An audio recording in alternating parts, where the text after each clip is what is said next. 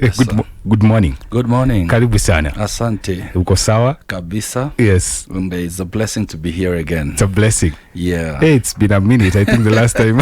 And the last time I was here, I think was like 2 months ago. Yeah, and it was a privilege and great privilege, which I always appreciate. And thank you, sir, for inviting me again. Thank you so much for honoring the call. Yeah. You know. How is ministry? Ministry is good. It's enjoyable. Yes. And we thank God for his grace that is keeping us each day. You know, and I know that God has always had a plan for everyone. And he has the best in store for many if you trust in him. Yes. Nice. Maybe you can just reintroduce yourself for those who don't know you. All right. Thank you. Yeah, my name is Rev David Wisah, a senior pastor of the Royal Believers International. We are located at OJ Junction, just Tattoo City off Thika Superhighway. Yeah, and it's a blessing to have privilege to shepherd the flock of God over there. Yes. Nice. I'm married and have 3 boys by the grace of God. Nice. Yes. Nice. We thank God for you. Yes, so what do you have in store for us this beautiful morning? Yeah, I wanted us to share a bit about the positive faith. And one of the things that is happening right now in the current situation, that the economy and many things, the world is going through a lot of recession. The world is struggling to, bring back economic uprightness. The country Kenya is also struggling. Yes. And many people are disheartened, discouraged, and at this time we need to maintain our positive faith, because one of the things that the devil will always do is to attack us and attack our faith. Yes. Because when the devil makes you, lose hope, get discouraged, he's done. Yes. Remember, he has 3 divine missions. He came to steal, to kill, and to destroy. Anything he does, even if it looks good, at the end of the day, he will achieve these 3 divine agendas. He comes to steal, to kill, steal you from God, steal your trust, steal your faithfulness, steal your righteousness, steal your good morals, steal everything. He will come to steal, kill, and later destroy. So those are his 3 divine agendas that he came to do. So one of the things that he will launch attacks on the body of Christ, especially believers, is the attack on our faith. Yes. He will do everything. So whatever is happening right now is finding avenues and conduits to reach to that faith that we have in the inside. And so we are going through tough times, and believers must have a different view of everything that is going on. Yes. We should not just think like the normal masses and interpret information like ordinary people. God has called us from the ordinary to have a better thinking and a better view of things. Yes. That this is not just ordinary economic crisis. This is just not ordinary, things are falling apart, political issues and all that. This is just a matter of our faith that is under attack. So we need to keep our faith very positive. Yes.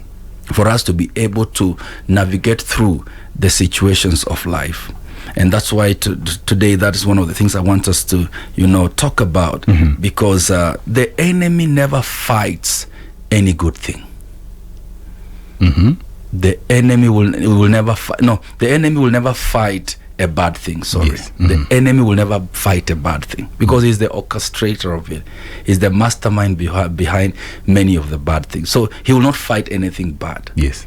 When you see a fight, when you see wars, when you see struggles, it's because there is a great destiny that is upon your life. And that is why the enemy is hunting after. Because he doesn't want you to realize your dream. He doesn't want you to get the results of what you're doing. So he will launch different attacks so that he can be able to drift you off from the dream or the vision that you have. Yes. If you're going nowhere, nobody has business with you. True.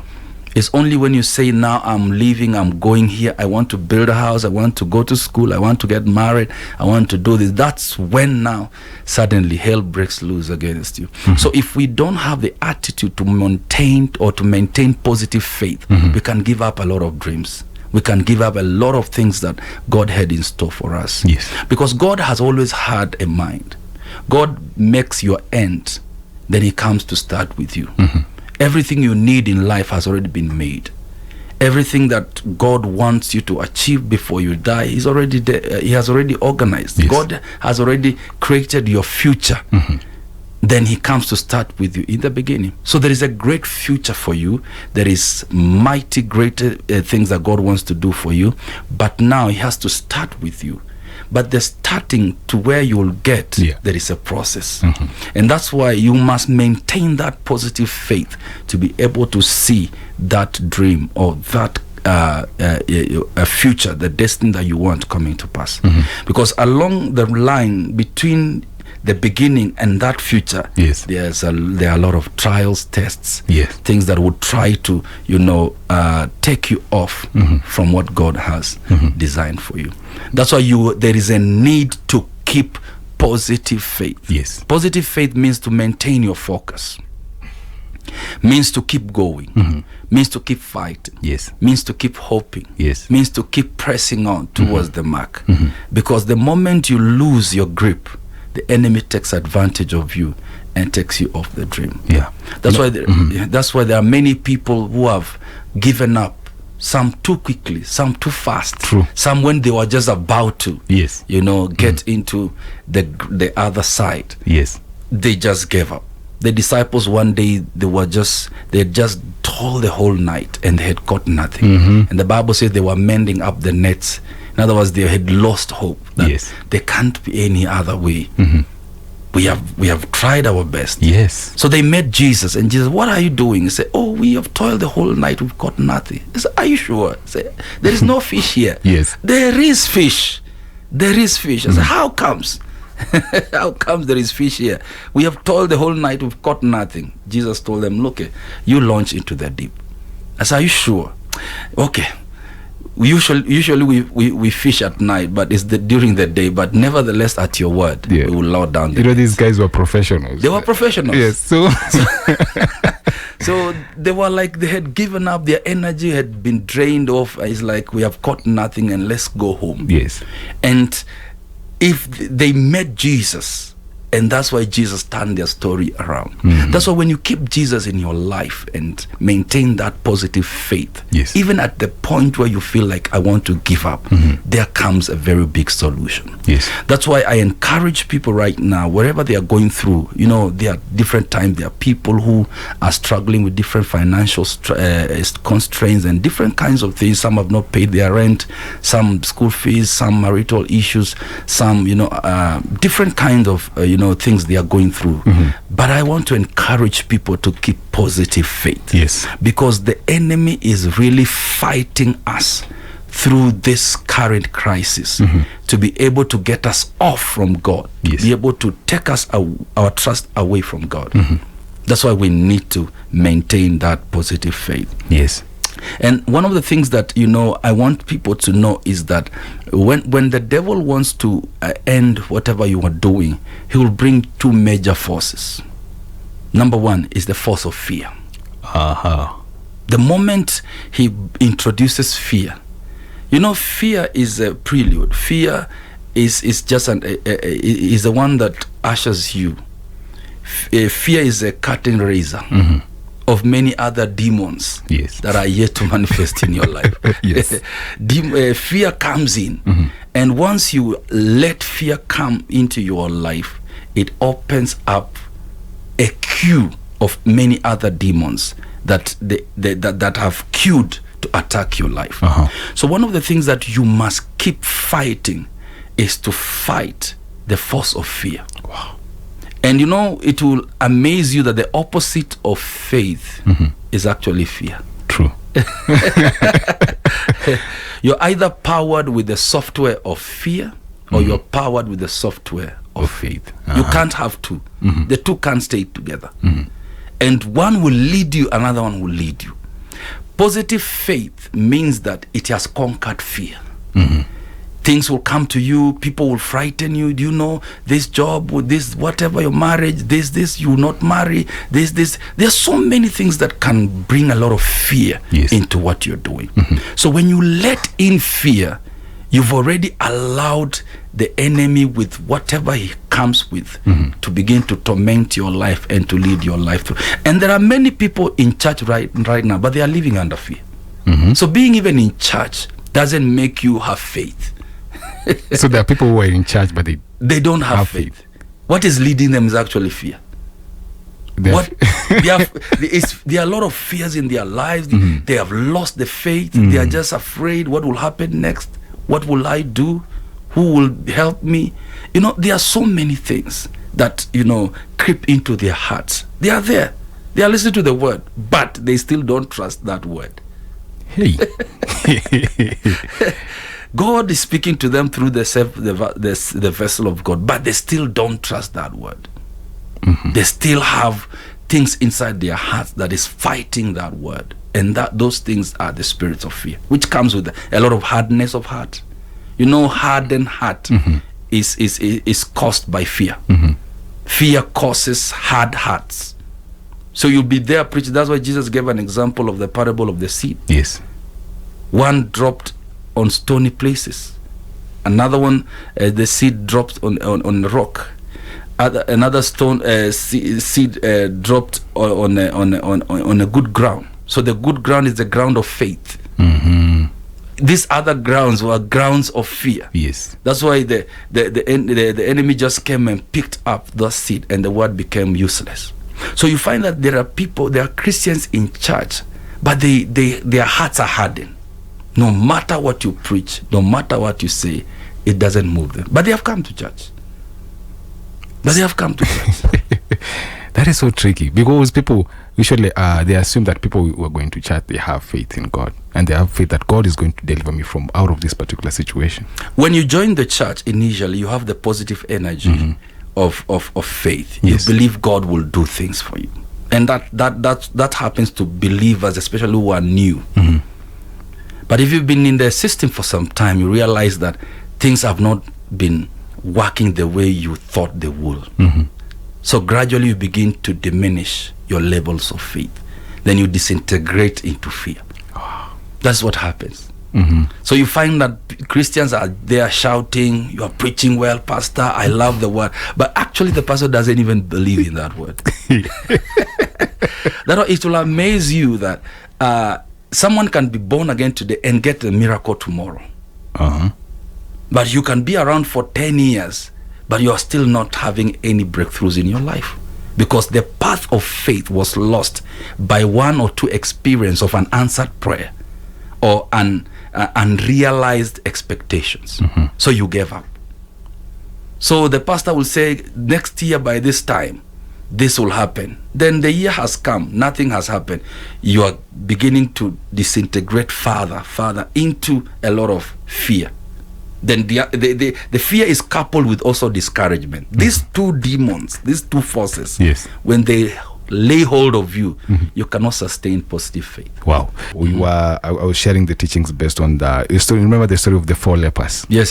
They took that particular step of faith. Yeah. And it was a risk, you know, but these guys were at that particular point where they were desperate. Yeah. And they overcame fear. Yes. Yeah, that is a very, very phenomenal story that talks about the power of faith. Yes.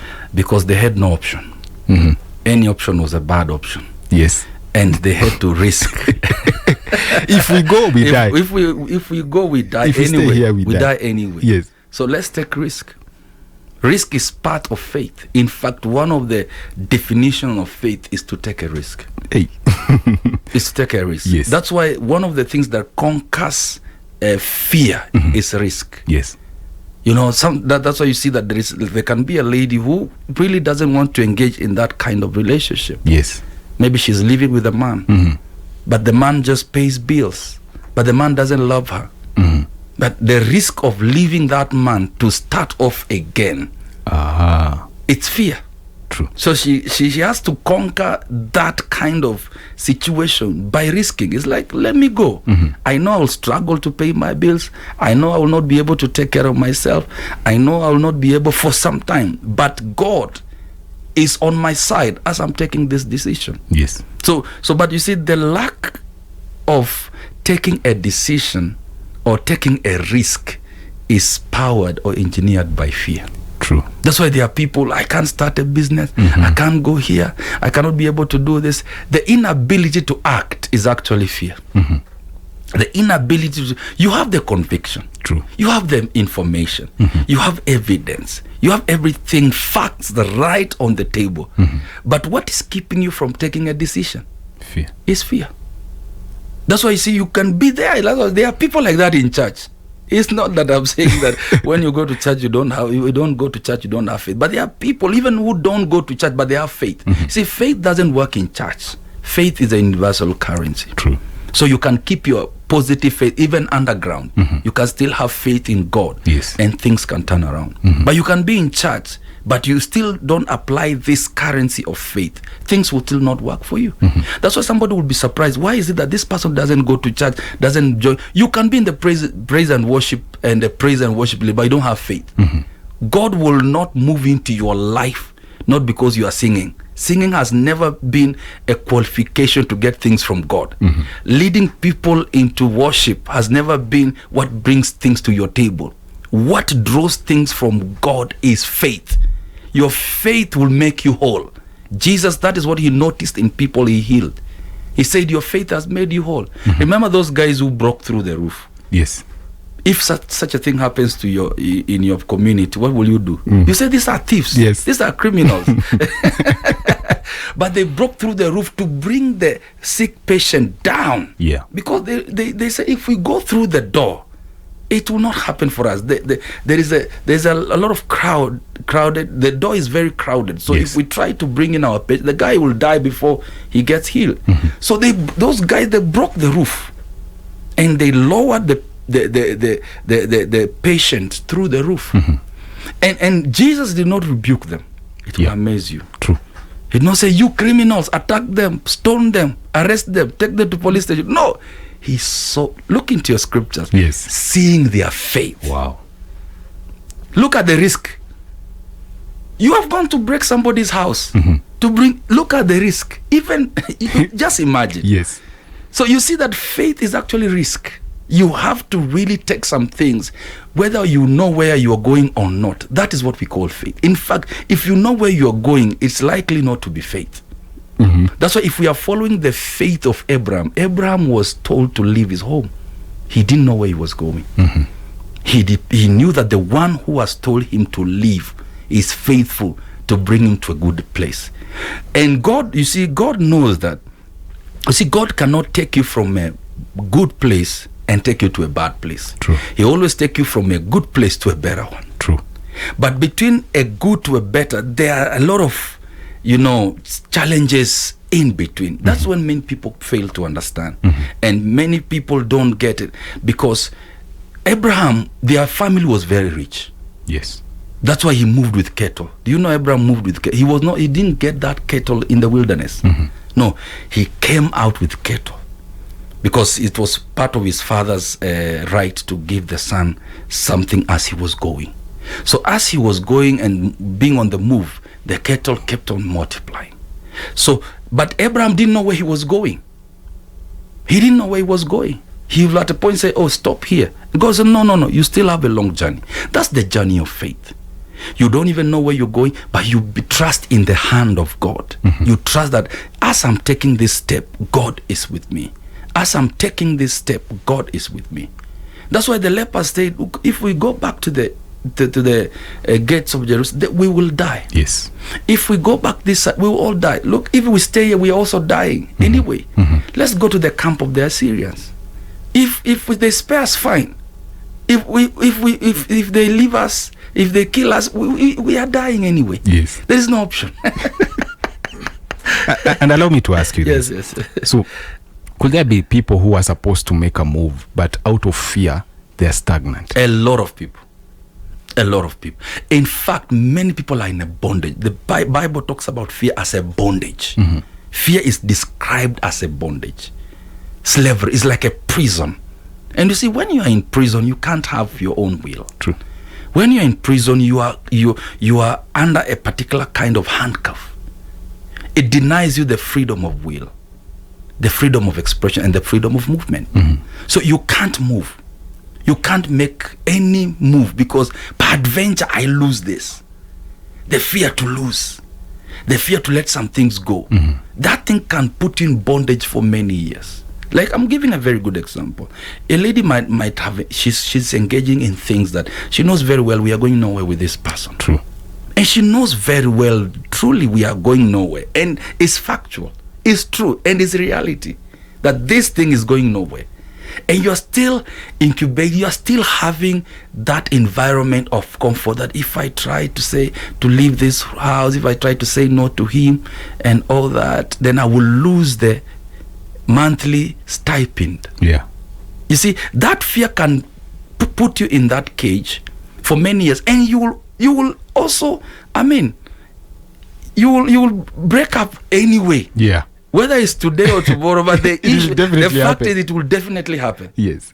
But you see, that's the risk that the lepers took. That even if we go here, we will die. Even if we go, let's just go. So such a person can take a positive faith. Look, let me just go. Even if it's to sell onions, let me start with it.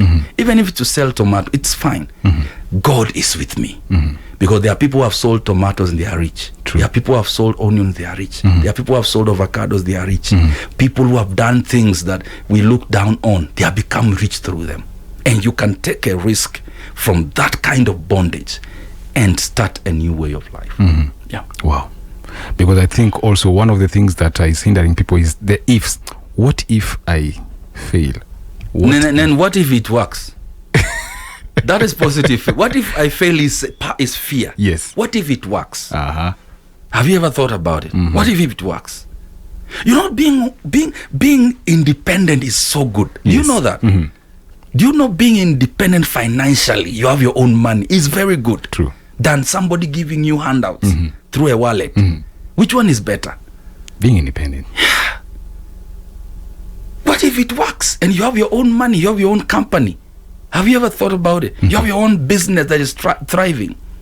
You have your own, business shop. It's working. You've stocked it. You have your own clientele calling you. What about that? That you're off somebody's wallet. Yes. Which is colonial. Which is colonial wallet. We call it colonial wallet. It's a colonial wallet because if it tells you kneel down, you have to kneel down. Yes. If it tells you lie prostrate, you have to lie prostrate so that you don't lose that stipend. But when you're independent, nobody gives you instructions. You give instructions yourself and God. Wow. So positive energy, number one, you must conquer the demon of fear.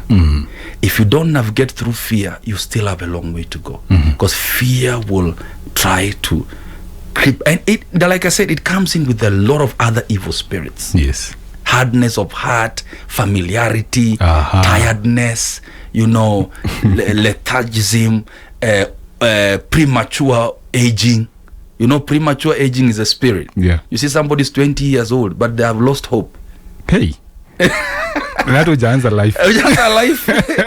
20 years at mean mechoka life. 20 years umechoka life aje. Na wengine sema life starts at 40.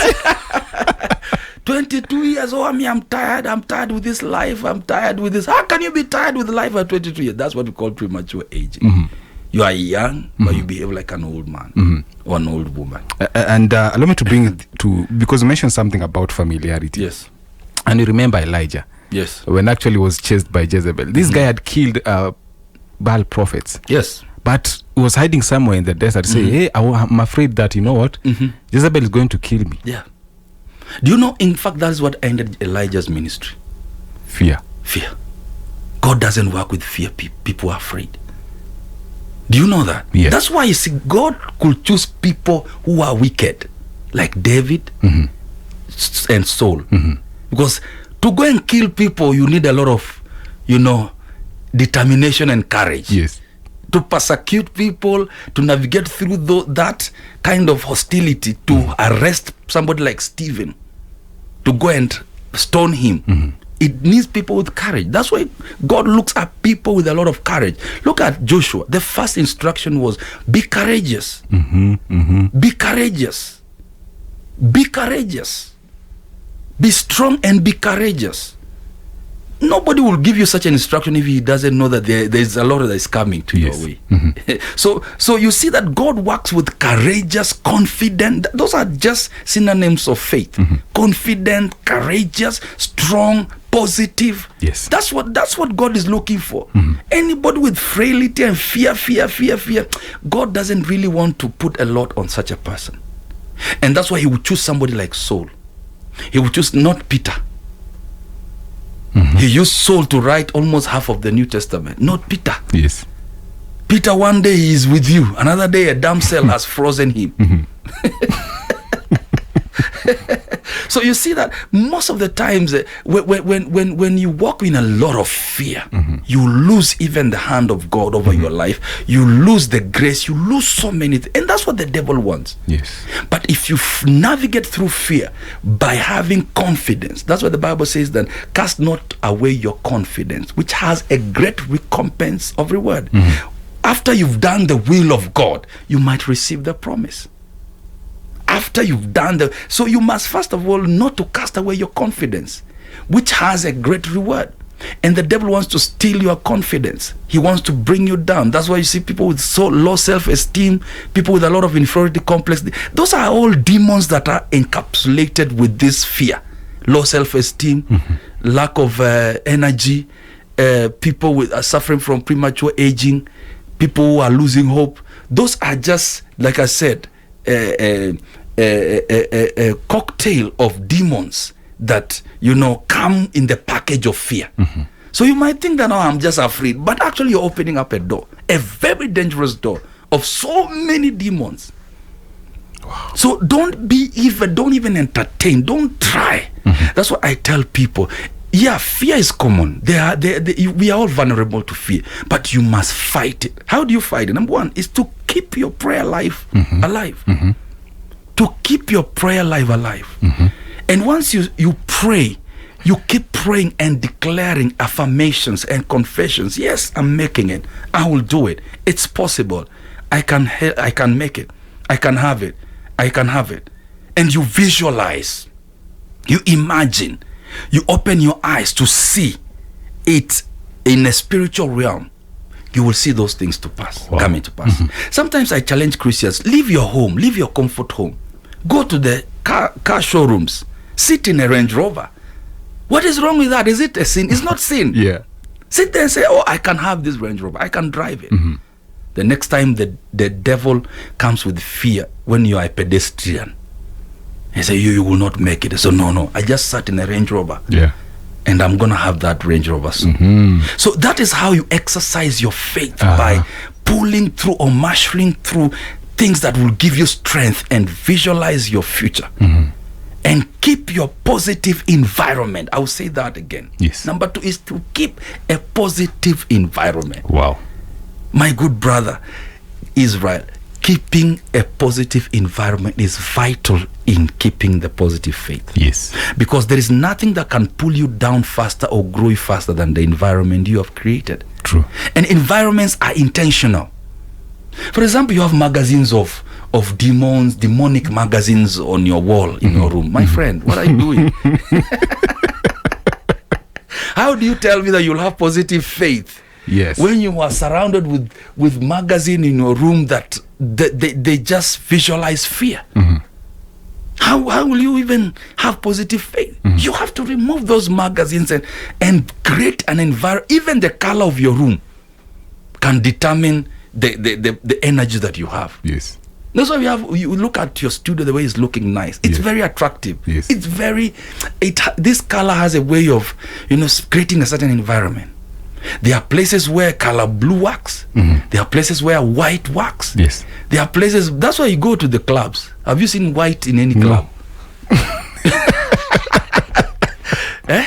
Because white doesn't create a certain atmosphere they want to achieve in a club environment.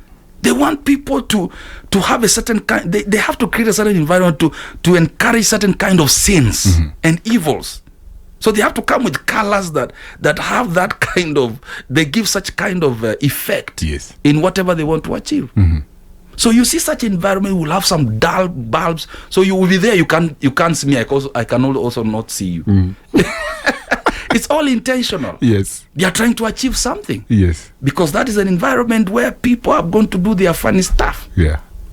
But see, if even worldly people know the environment is vital as far as energy is concerned, how much more a Christian? How much more? You must know better than, I need to create an environment with good music. What is showing on my screen must be positive. What I'm watching on social media must be positive. And you know very well, bad news sell. True. Bad news sell.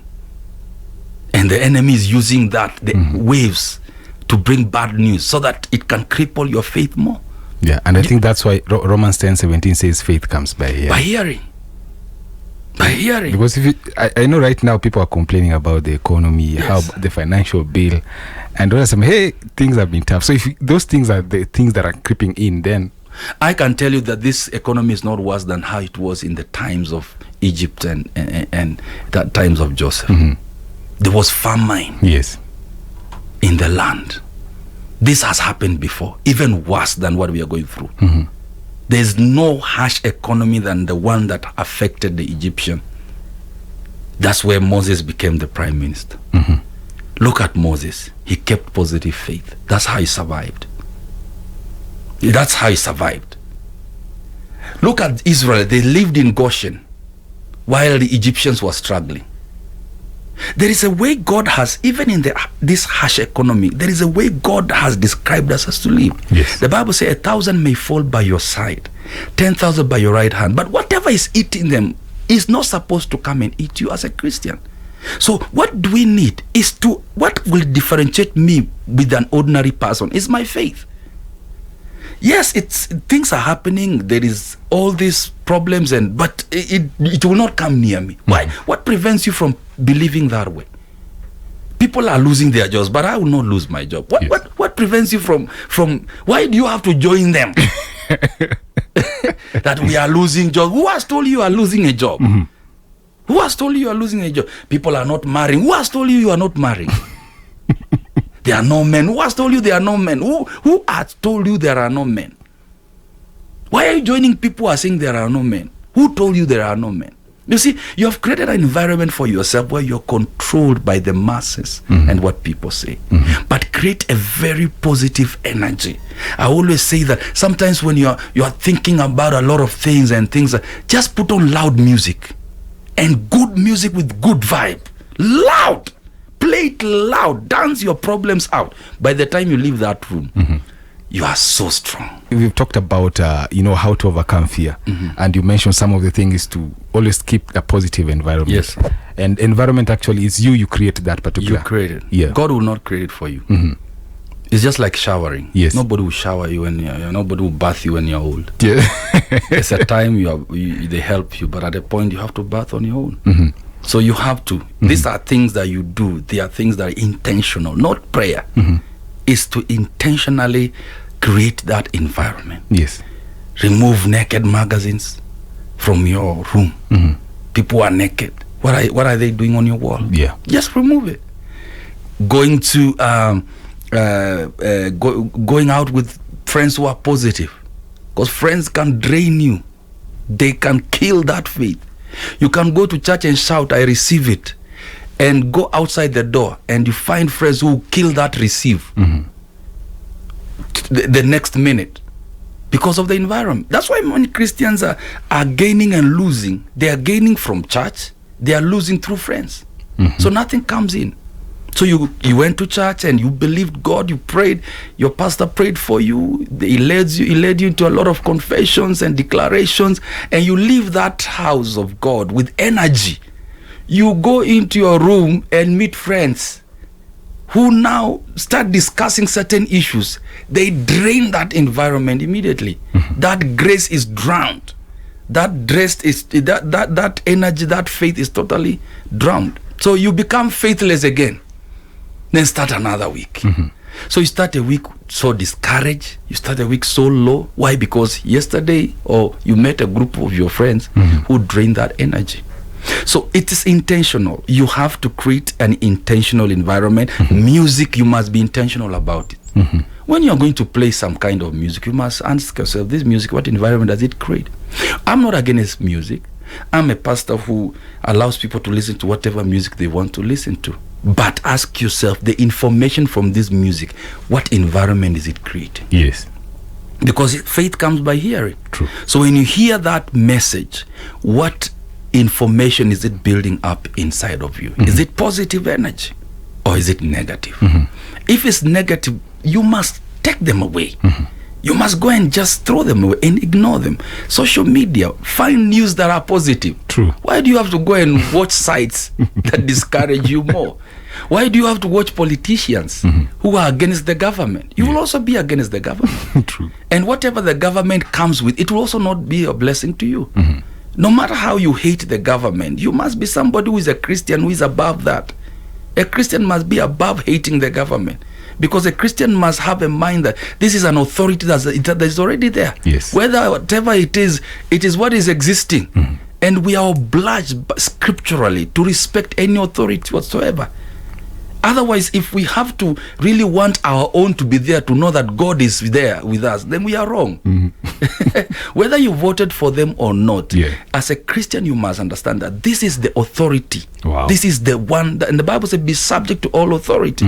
When their time comes and they are voted out, then your own comes, then we are also going to also respect that. True. So a Christian must know that. But if you mingle with negative people, you will learn to hate the government, you will learn to hate the economy, and God cannot give you anything in an environment of hatred. Listen, what you don't like never comes to you. Wow. What you don't like never comes to you. What you hate never comes to you.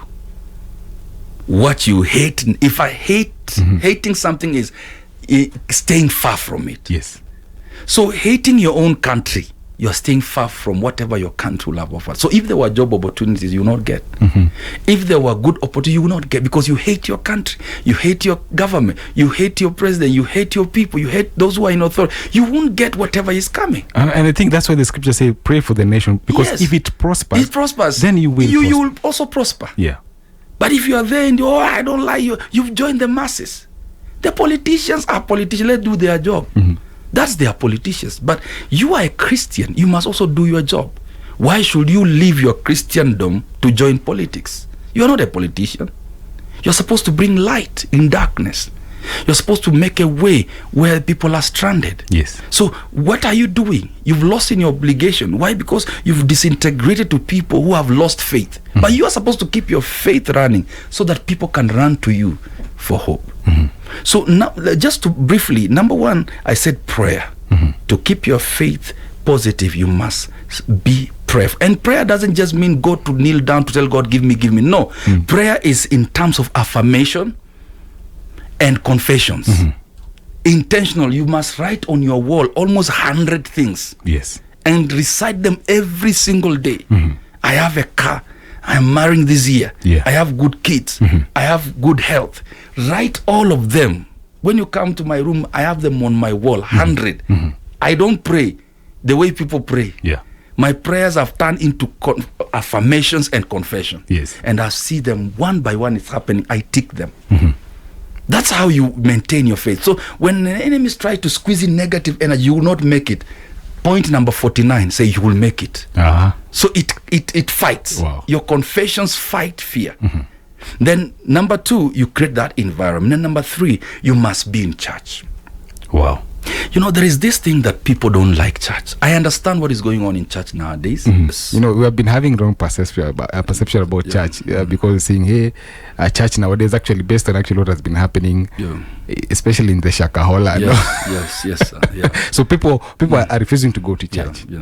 I think they have the right to say that, because it's a very terrible thing that came up in the name of a church. Yes. Because right now there are so many things that are creeping, and they're all scriptural. So I expect a Christian who is sharp in the word of God to be able to tell that these are things that the Bible has already predicted, that they shall happen. They are bound to happen. Yes. So a good Christian should not shun away from the church. Should even make them, believe in church more, because it's like, wow, what the Bible has predicted has come to pass. Yes. The Bible has never promised the last day to be perfect days.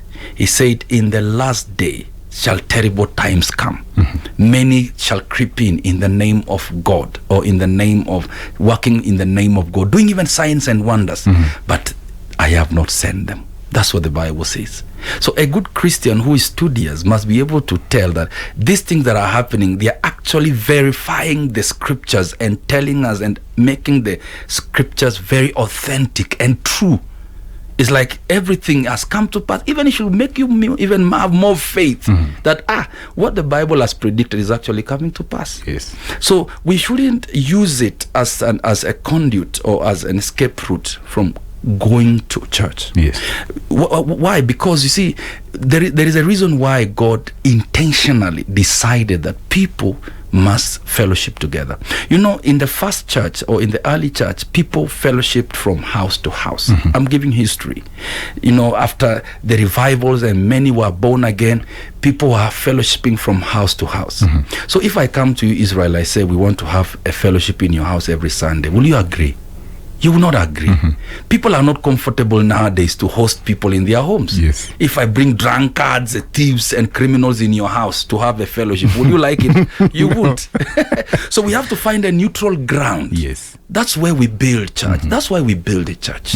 That church is not is a building, is a meeting place. A building is a meeting place. So instead of us fellowshipping under a tree, the rain will rain on us. Fellowshipping under a sun, we have created a meeting. We have bought a meeting environment. Yes. Created a meeting environment where we are still keeping the original purpose of fellowship. So the church is fellowship. That's what I'm saying. You must have a fellowship of brethren. That's what we call a church, not a building.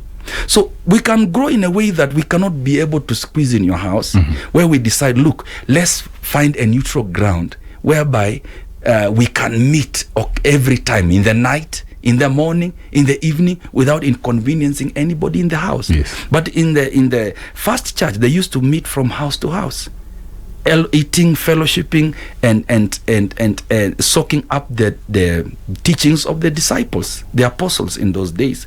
But now, because of the change in many things, we are now forced not to meet in people's houses. We have to find a neutral place to meet. So that is, but the essence, the idea behind, the mind behind, the purpose behind is to stay in fellowship with brethren. No man is an island. The reason why you must stay in fellowship with brethren, because you realize that there is what brings morale. There is morale that is created. The environment of morale is created when you meet together.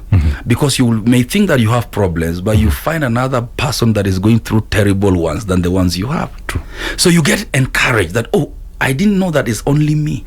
That, I thought it's only me that is going through this problem. We are many. So you get encouragement encouragement around people also who are going through the same challenges. So you keep pushing.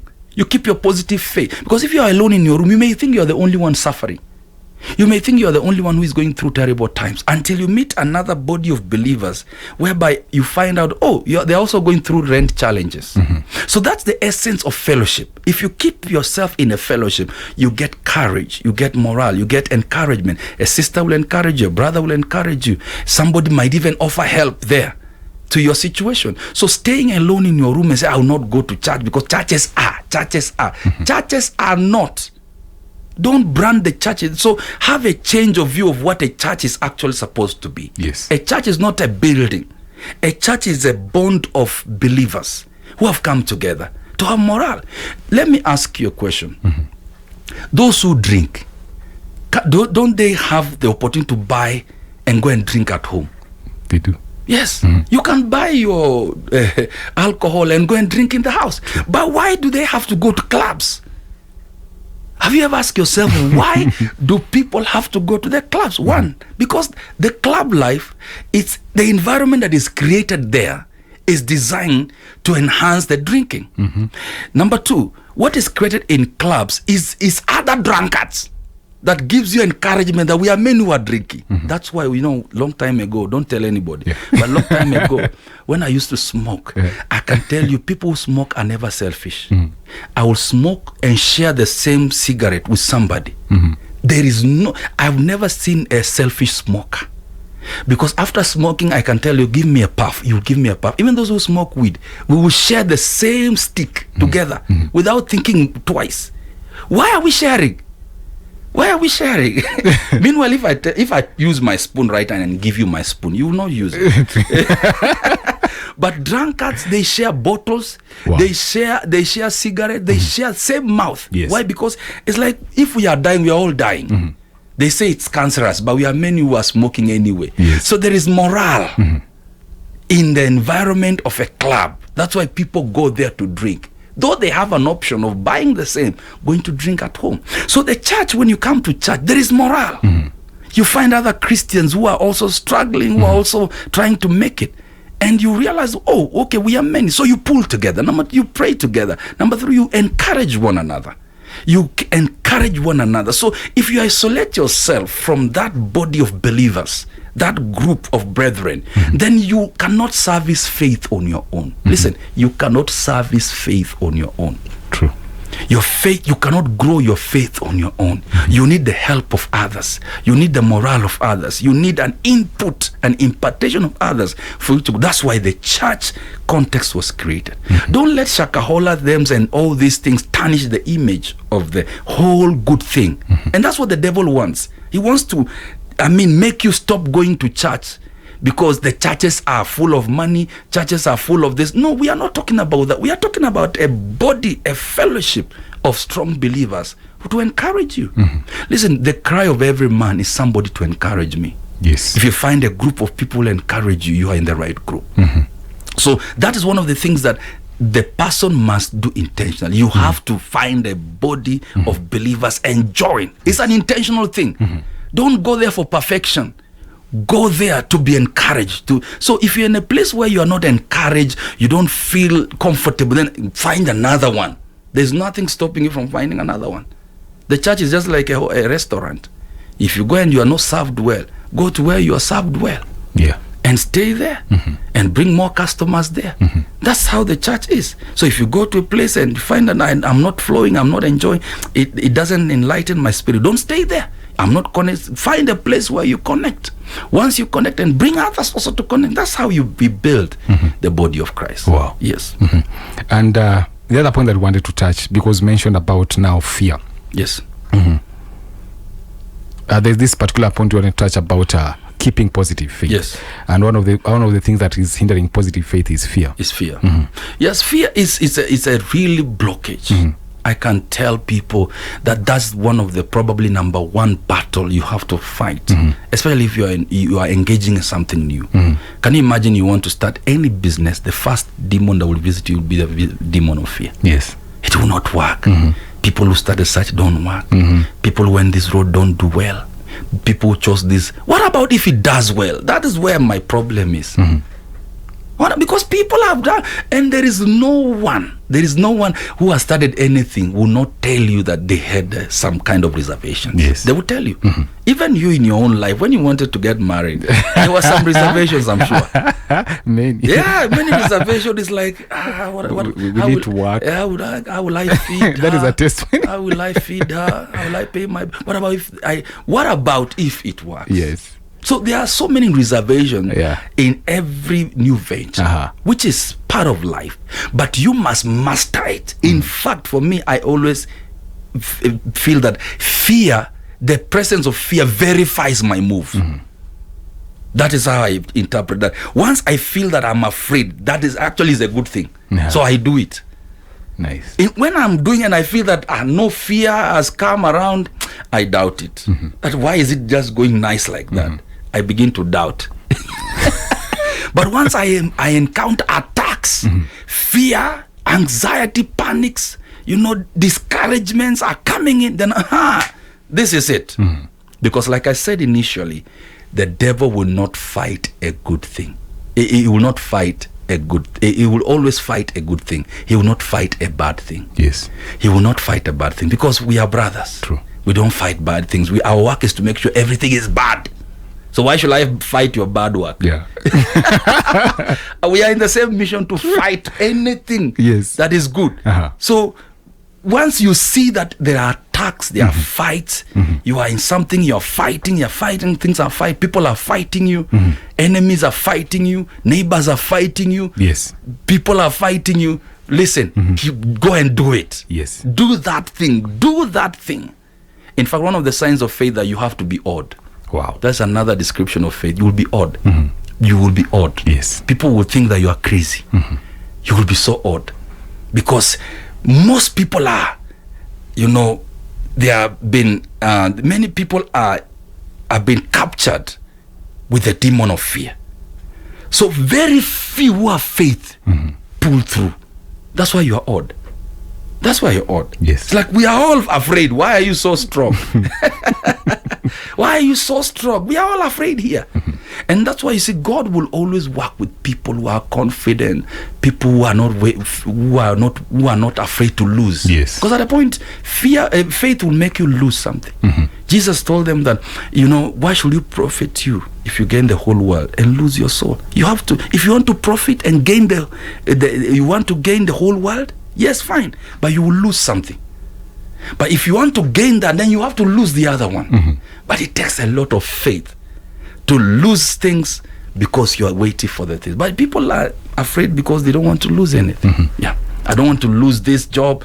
This, you can see that job really is making you not grow. You are in something that you can see that is not going anywhere, and because of fear to lose, you are now in bondage. Wow. Yeah. Wow. 96.9 FM, Pearl Radio.